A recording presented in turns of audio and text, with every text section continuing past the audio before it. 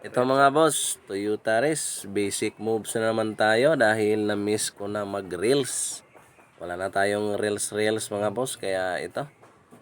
I-reels natin tong Toyota Race, refresh transmission fluid, and engine coolant. Sa PMS lang yung birada natin mga boss. So kita natin yung transmission fluid na medyo palitan na talaga. So ang mileage nito ay 50,000 kilometers. So yung odo niya kailangan ng palitan. So siyempre dahil madali lang naman talaga magpalit ng transmission fluid at coolant ay fast forward na tayo. So hindi na tayo magtutor-tutor kung paano ginawa dahil kapoy na way suhol. So ito na, tapos na nating pinalitan. At siyempre ilabas na natin to para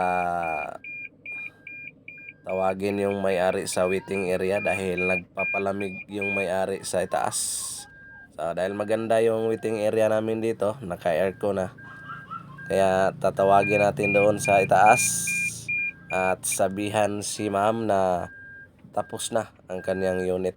So kahapon nag-PMS tayo ng Toyota Vios 2023 pero hindi ko na lang binidyuhan dahil pabalik-balik na lang yung PMS natin.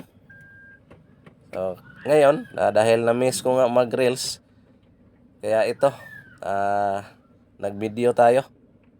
Toyota Race sa refresh transmission fluid and engine coolant. Sa mga may plano na kukuha ng Toyota Race, ito ang kanyang loob mga master. So, naka-digital na siya, 360 camera. Parang Toyota Wigo lang to pero ang naka-advantage nito ay naka-turbo siya. Alright.